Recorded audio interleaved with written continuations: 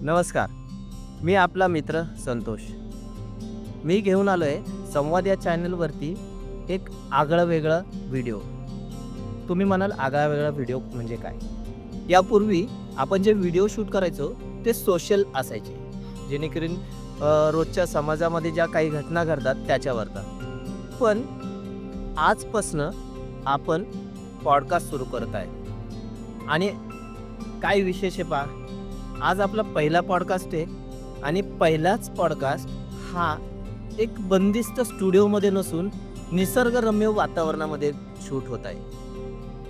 आज आपल्यासोबत असे एक व्यक्तिमत्व आहे की जे नाथपंथी असून ज्यांनी अनेक सिद्धी प्राप्त केलेल्या आहेत. आपण भेटूया. महाराज, आपण आपल्या प्रेक्षकांना थोडक्यात ओळख करून द्यावी. नमस्कार. सनीनाथ गुरु योगी श्री नागनाथ यांच्या चरणी ही वरक्षनाथांचा पारंपरिक मंत्राने सुरुवात करत. गोरक्षबालम गुरुशिष्यकालम शेषायराम पुच्छशिखंडबालम कालस्य कालम जितिजन्मजालम वंदे जटालम जगद्गुरुजलालम गुरुर्ब्रह्म गुरुर्विष्णू गुरुर्देव महेश्वरा गुरु साक्षात परब्रह्म तस्मै श्री गुरुवे नमः. ध्यानमूलं गुरुमूर्ती पूजामूलं गुरुपदम मंत्रमूलं गुरुवाक्ये मोक्षमूलं गुरुकृपा मंत्र सत्यम पूजा सत्यम सत्यम देवं निरंजन श्री गुरुवाक्ये सदा सत्य सत्य एकं परम. हा गोरक्षनाथांचा प्रार्थना पारंपरिक मंत्र आहे. हा माझ्या गुरुचरणी अर्पण करून पॉडकास्ट करतो. छान. म्हणजे तो मंत्र ऐकून असं प्रसन्न वाटतं की खरंच की एक वेगळीच एनर्जी येते त्या मंत्रामधनं. मला हे विचारायचं आहे महाराज की आपण या आध्यात्मिक मार्गाला सुरुवात कुठून झाली तुमच्या आयुष्यात?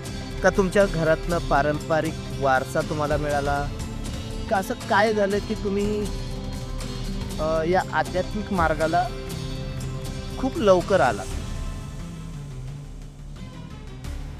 हा आध्यात्मिक मार्ग मला वाटतं मी कॉलेज जीवनामध्ये असताना त्यावेळेस मला या आध्यात्मिक मार्गाचा कुठला स्पर्शही नव्हता. पूर्णपणे मी नास्तिक होतो की हे देव शक्ती असते किंवा हे कोणाच्या अंगात येतं, ह्या गोष्टीवर माझं तिळमात्र विश्वास नव्हता. मी अक्षरशः हे जे यांच्या अंगात येतं त्यांच्या किती कशात वेगवेगळ्या परीक्षा घेतलेत आणि ते खोटे पण ठरलेत माझ्यासोबत. पण ज्या वेळेस काही गोष्टी अशा घडल्या माझ्यासोबत की म्हणजे माझ्या आत्तापर्यंत 9 गुरु झाले. प्रत्येक गुरुचा माझा वेगवेगळा अनुभव आहे. जो माझा सुरुवातीचा गुरु जो होता त्यांच्याकडे मी असं काय, त्यांच्याकडे नेमकं माणसं का गोळा होतात, नेमकं काय खरं सांगतं हा ते बघण्यासाठी म्हणून गेलो. पण त्यांनी माझ्या मनातलं ओळखलं आणि मला ध्यानाला बसवलं.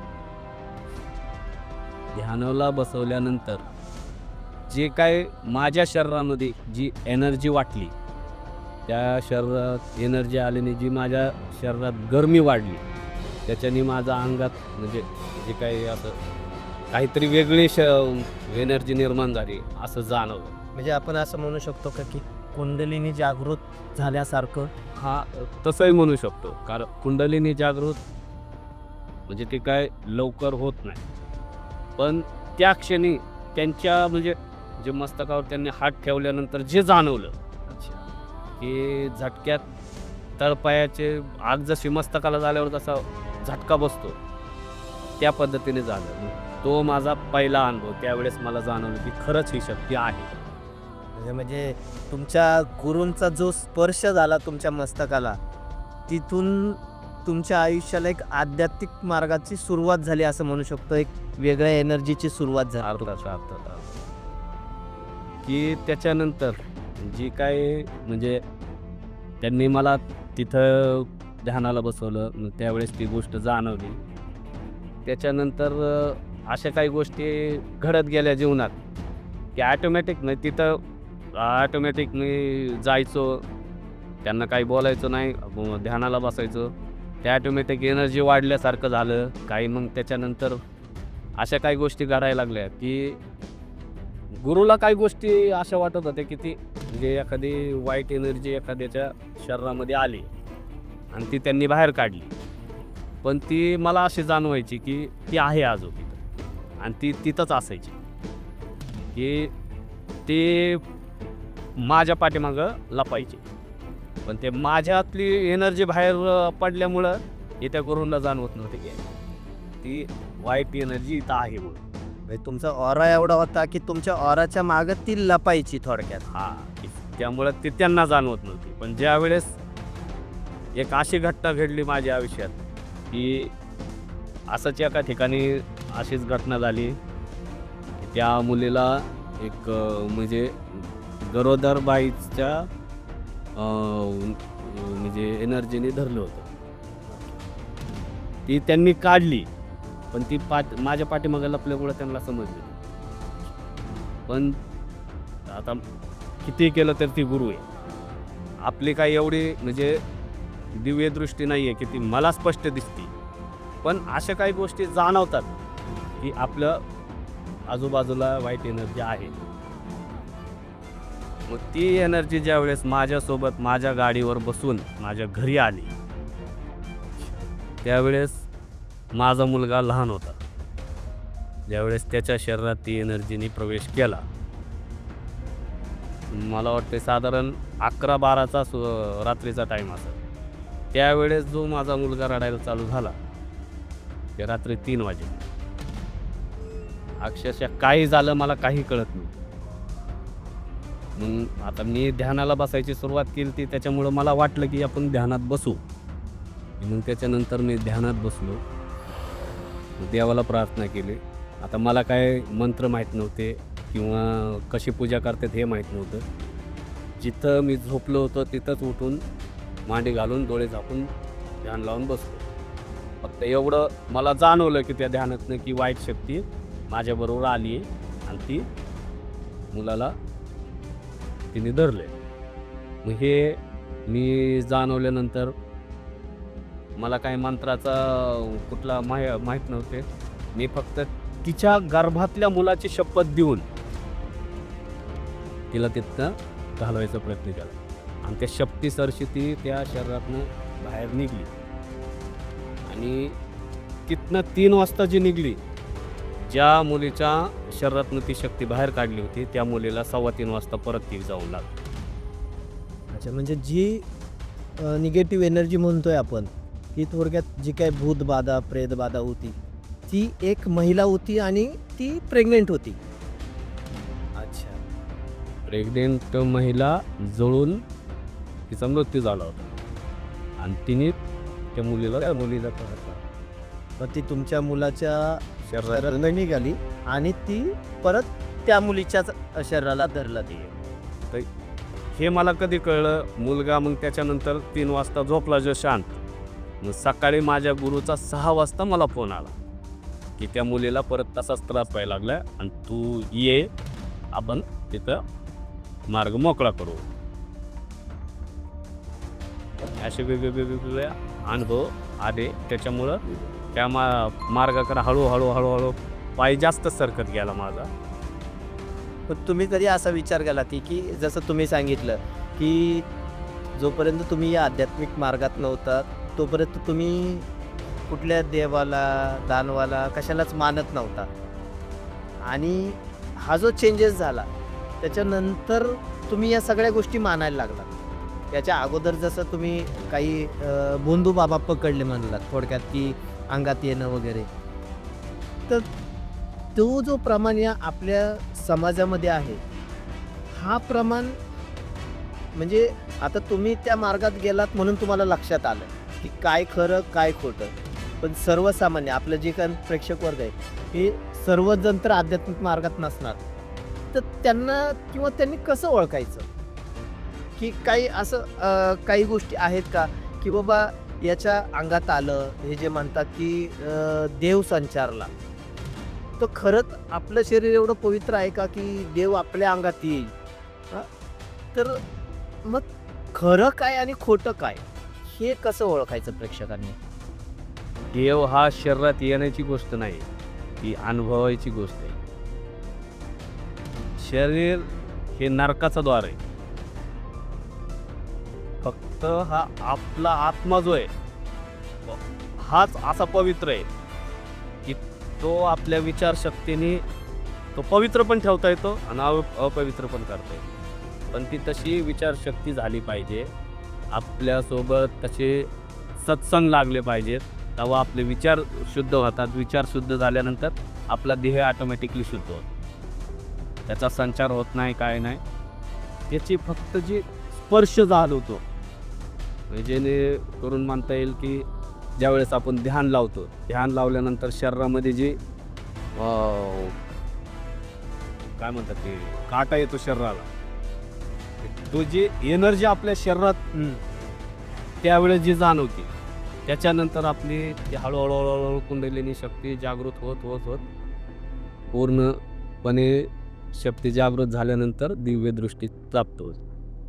मग तुम्ही जसं सांगितलं की तुम्हाला गुरु भेटले व त्यांनी तुमच्या मस्तकावरती हात ठेवून एक तुम्हाला वेगळ्या एनर्जीचं भास दाखवला की काय असते वेगळी एनर्जी, पॉझिटिव्ह एनर्जी काय. मग त्यांनी त्याच वेळेला तुम्हाला गुरुमंत्र दिला का गुरुमंत्र नंतर दिला? नाही, त्याच वेळेला त्यांनी गुरुमंत्र नाही दिला, की म्हणजे हा प्रकार म्हणजे सांगण्यासारखा नाहीये की अशी काही माझ्या शरीरामध्ये म्हणजे संचार झाला म्हणा किंवा एनर्जी आली म्हणा, मी अक्षरशः त्या गुरुला उचलून फेकून देतो. अच्छा, म्हणजे तुमच्या शरीरामध्ये एका निगेटिव्ह एनर्जीची नाही, मग निगेटिव्ह एनर्जीने एंट्री नव्हती केली, ही पॉझिटिव्ह एनर्जी होती. अच्छा, पण त्या शक्तीवरती म्हणजे त्या ज्या एनर्जीवरती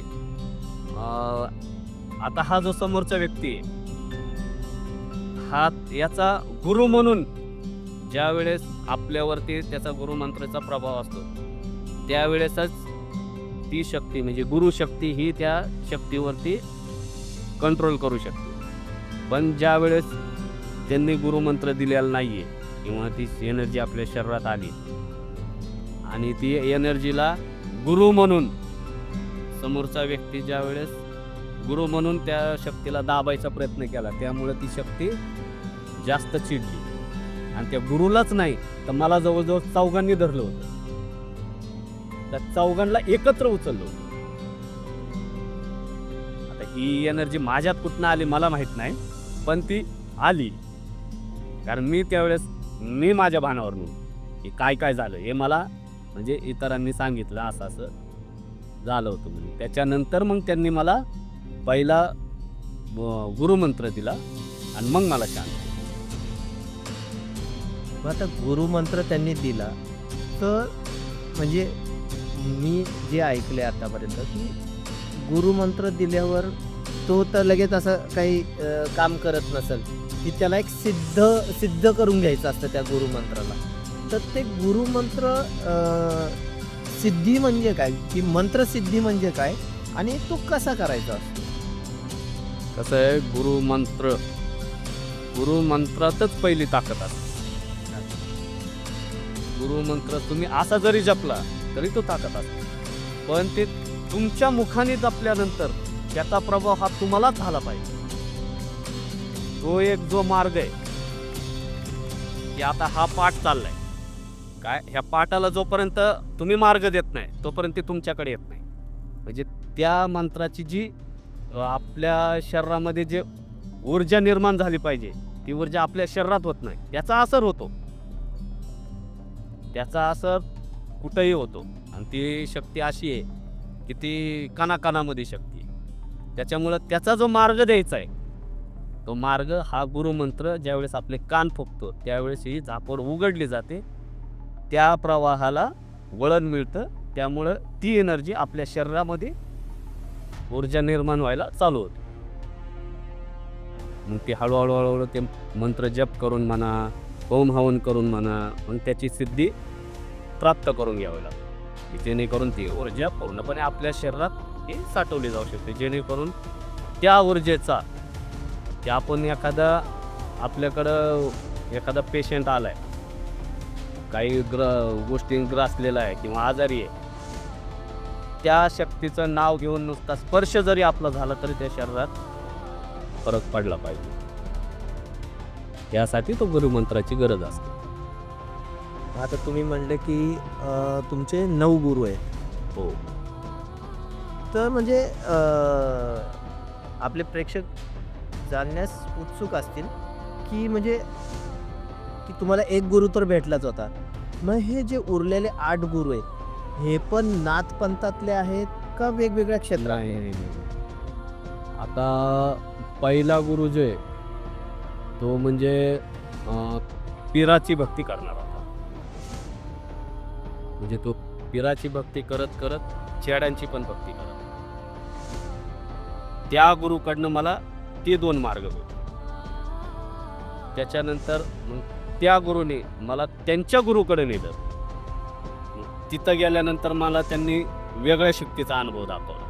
त्यांनी ती वेगळ्या शक्तीसाठी त्यांनी तो गुरुमंत्र दिला. असे वेगवेगळ्या शक्ती म्हणजे प्राप्त करत करत अजून मला अशी उत्सुकता झाली की मी अजून काहीतरी प्राप्त करून घ्यावं, हे अजून काही गोष्टीचा अनुभव घ्यावा. ह्या गोष्टीसाठी मी आता सध्या तरी नाथपंथामध्ये म्हणजे माझे नाथपंथाच्या आधीचे गुरु जे ते गुरु नाथपंथीच होते, पण त्यांनी दत्त संप्रदाय असल्यामुळे त्यांनी मला दत्त संप्रदायाची दीक्षा दिली आणि त्यांनी हे मला सांगितलं की आपण नाथपंथीच आहेत पण दत्त संप्रदाय. नाथपंथाची खरी दीक्षा ज्यावेळेस आमचे दत्त संप्रदायामधले गुरु त्यांनी देह सोडला, मग त्यांचे बंधूची मला गाठ पडली, गुरुबंधूची. मग त्यांनी मला सांगितले की ते माझे गुरुबंधूच होते, ह्याच्या पुढचे मार्ग मी तुला देतो. म्हणून त्यांनी मला नाथपंथाची दीक्षा दिली आणि नादी पवित्री आणि चुटीचा कार्यक्रम करून घेतला. आता जे काही तुमच्या गळ्यात आहे हे तुम्ही नादी पवित्री, तर म्हणजे हे काय आहे? आता दुसरं जे हे रुद्राक्ष माळा हे तर समजते, पण हे नादी पवित्री म्हणजे मला हे समजलं नाही. आमचे प्रेक्षकही उत्सुक असतील की हे काय आहे.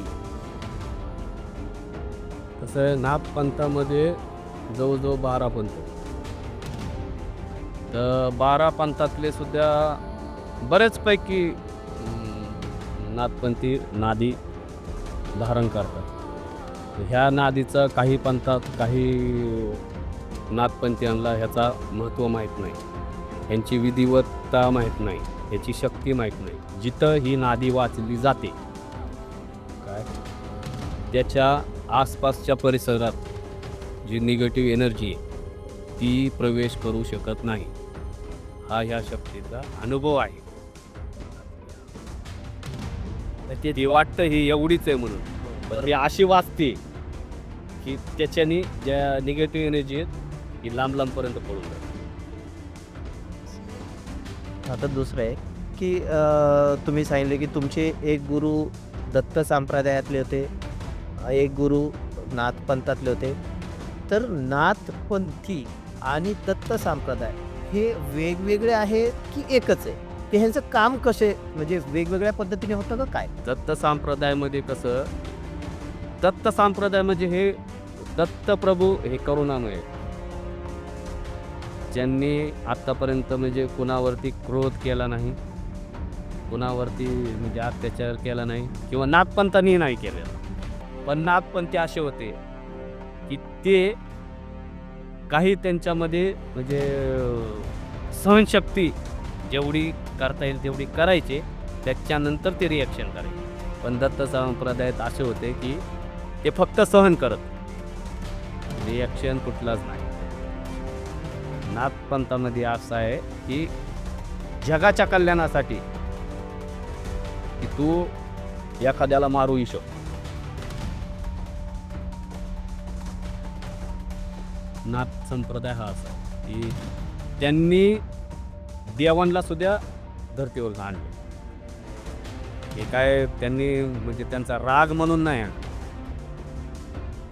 की काही गोष्टी कळाव्यात लोकांना की एखादा साधू शांत असतो म्हणजे तो शांत नाही, आणि एखादा साधू रागिष्ट आहे पण तो रागिष्ट नाही.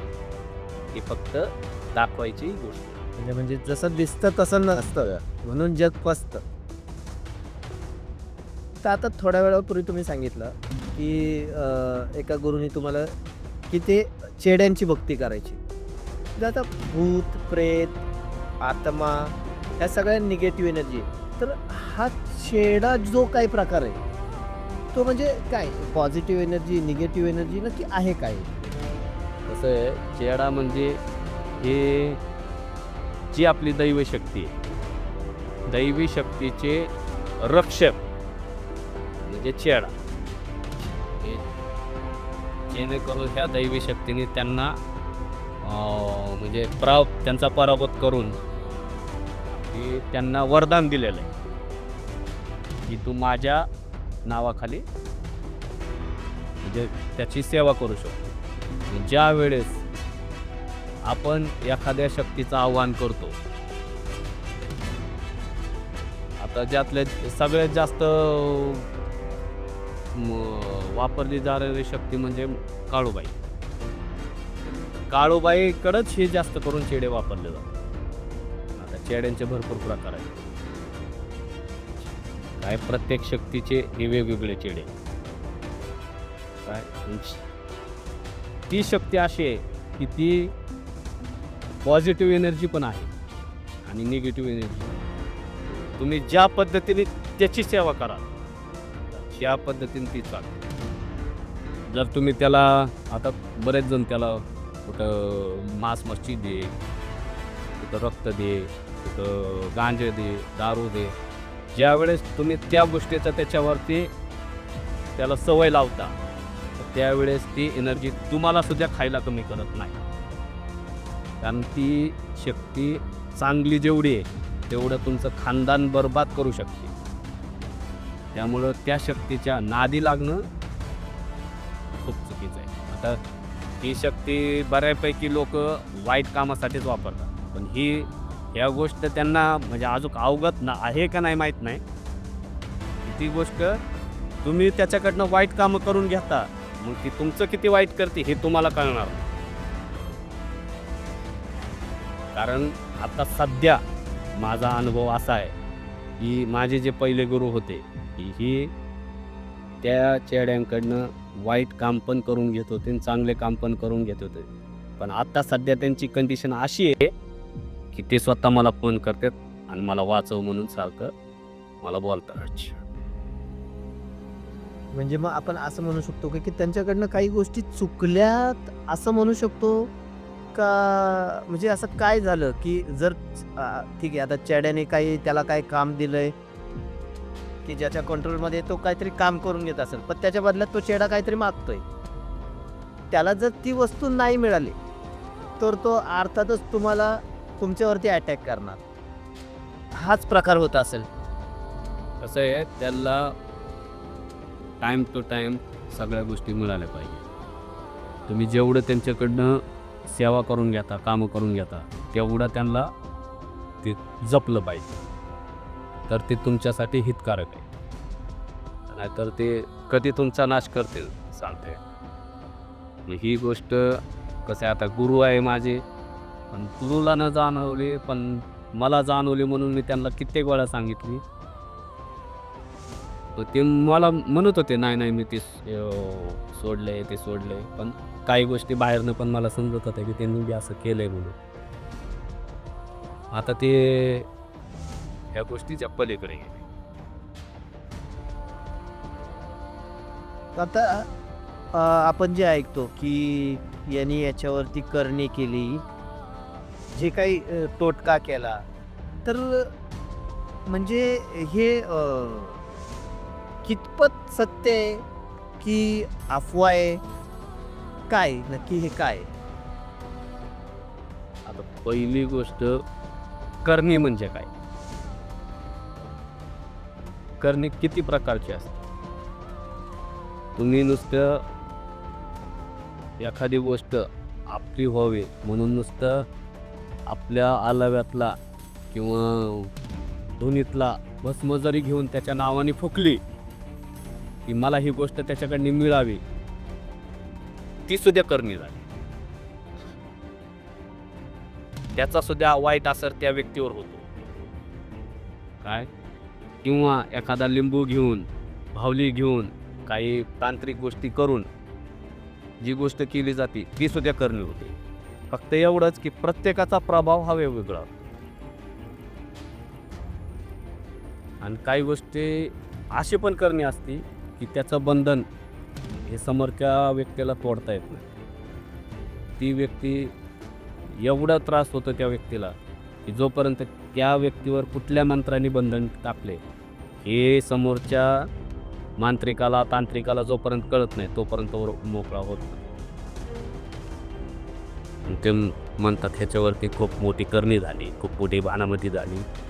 कित्येक देवऋषीकडे बघितलं, कित्येक साधू संताकडे बघितलं, पण काही मोकळा झाला नाही. याचा अर्थ की त्याला त्या कुठल्या बंदिस्तानी बांधले हे त्यांना कळलं. एकदा कळलं की तो मोकळा.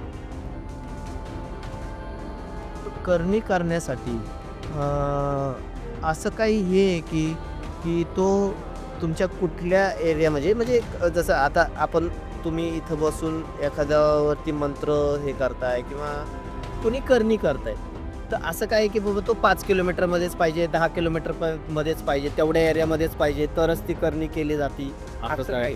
तुम्ही बाहेर देशात असू द्या. अच्छा. पण त्या व्यक्तीचा काही गोष्टी या आपल्याजवळ पाहिजे.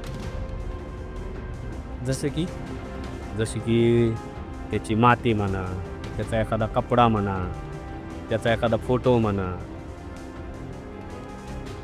त्याच्याशिवाय ही करणी होऊ शकत नाही. नुसत्या नावाने होतं, पण एका नावाचे बरोबर असे कित्येक आहेत आणि तो कुठल्या टिपिकल एरियात आहे हे माहीत पाहिजे. आता मी या गावामध्ये राहतो, बोतेकरवाडी, अहमदपूर जिल्ह्यात, अहमदपूर तालुक्यात. आता मी काय कोणाला इथं येऊ देत नाही, बोलवत नाही. मी बघतो किंवा काय, मी सरळ सांगतो मला काही कळत नाही, मी काय बघत नाही. मी फक्त फोटो मागून घेतो मोबाईलवरती.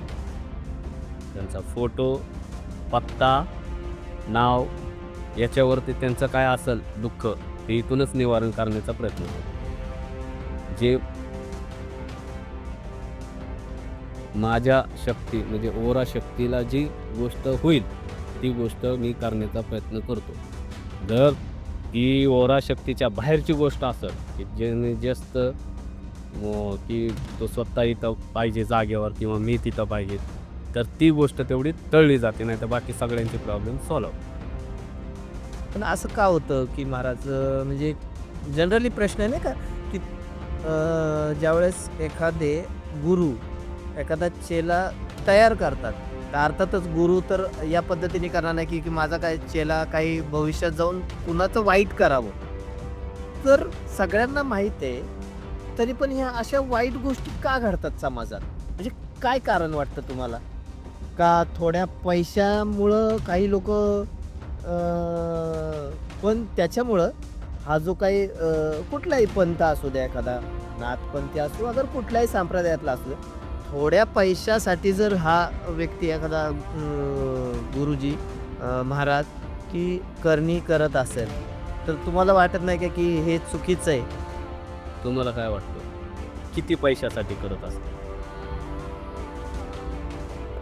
असं तर सांगता नाही येणार आहे, पण अर्थात म्हणजे या जर आता करणी एखादा व्यक्ती येतो की माझ्यावर करणी झाली आहे हे सांगतो, अर्थातच ती कुठल्या तरी महाराजांनी केलेली असेल किंवा कोणीही. त्यांना कसं कळलं की करणीच झाली?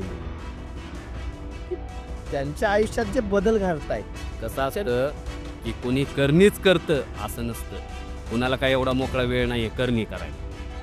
ठीक आहे, काही गोष्टी त्यांच्या ग्रहमानाने ज्यावेळेस त्यांचा जन्म झाला त्यावेळेसचे ग्रहमान, नक्षत्राची स्थिती याच्यानुसार त्याच्या शरीरामध्ये बदल म्हणा किंवा वागण्यात बदल म्हणा किंवा चालता चालता धंदा बंद पडतो किंवा काय, हे सुद्धा ग्रहमानाचा प्रभाव असतो.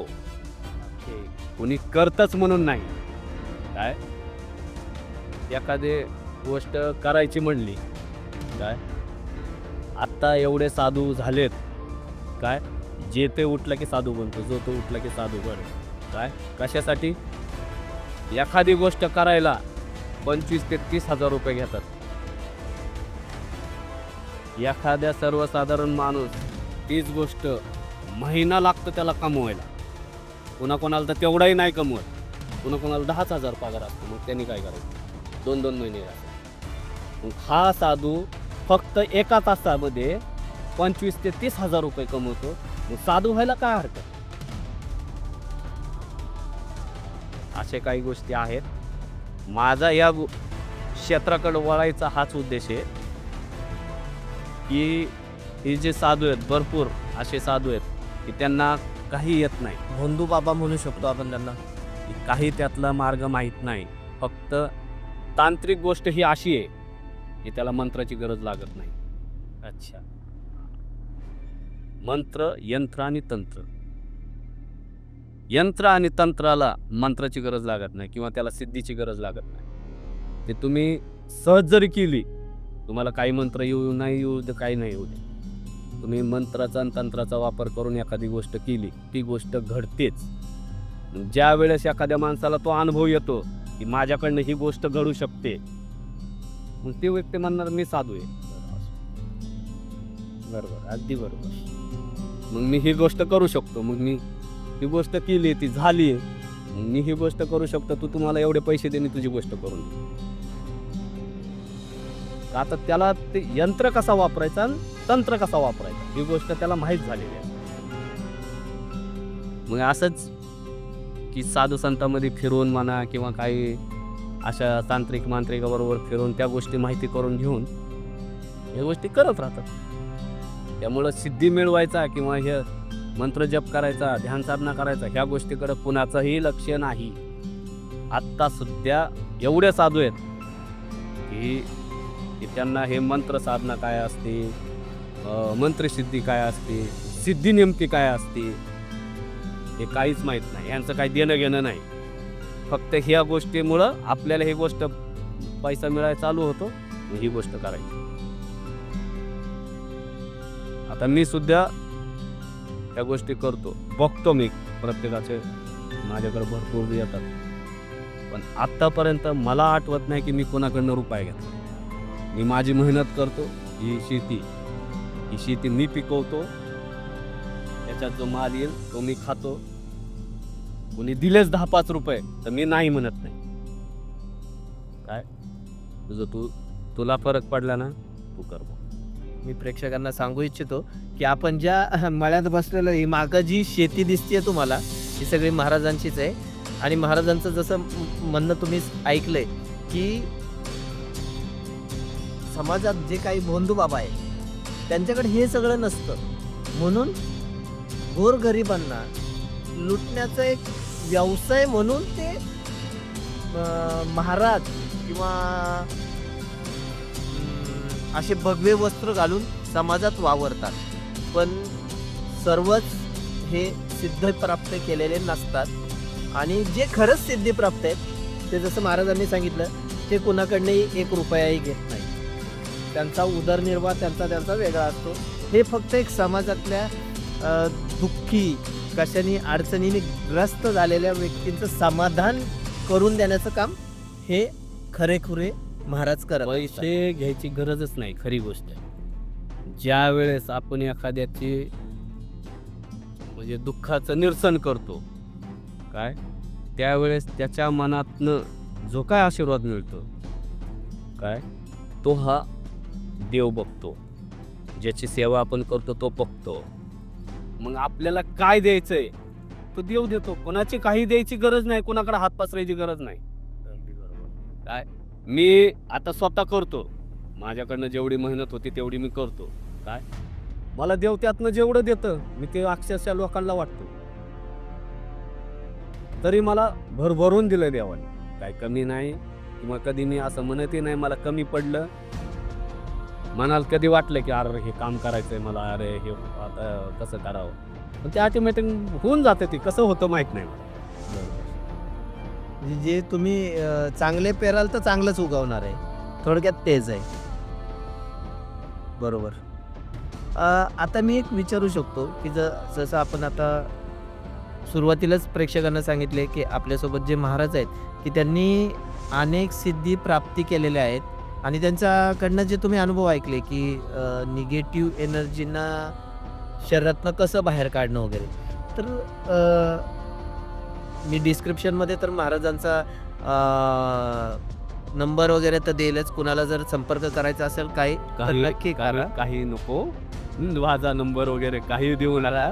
पण आता नंबर देण्याचं कारण सांगतो की जर खरंच एखाद्याला गरज आहे की त्याच्या घरात काय अडचणी झाल्या किंवा तो खूप त्रासलाय, पण तो जर चुकीच्या माणसाकडे गेला नाही. तर आधीच अडचणीत असलेला माणूस अजून अडचणीत येणार. मी एक गोष्ट सांगू का, मी त्याच्यासाठीच हा पॉडकास्ट करायला तयार होत नव्हतो.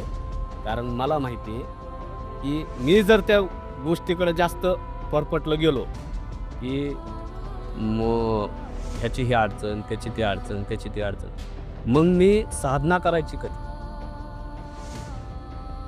मला काय त्या सिद्धीचा लोभ नाही किंवा कुठल्या पैशाचा लोभ नाही.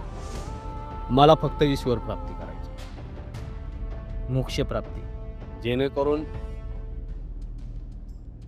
मला समाधान मिळेल. ह्या गोष्टी बघायच्या.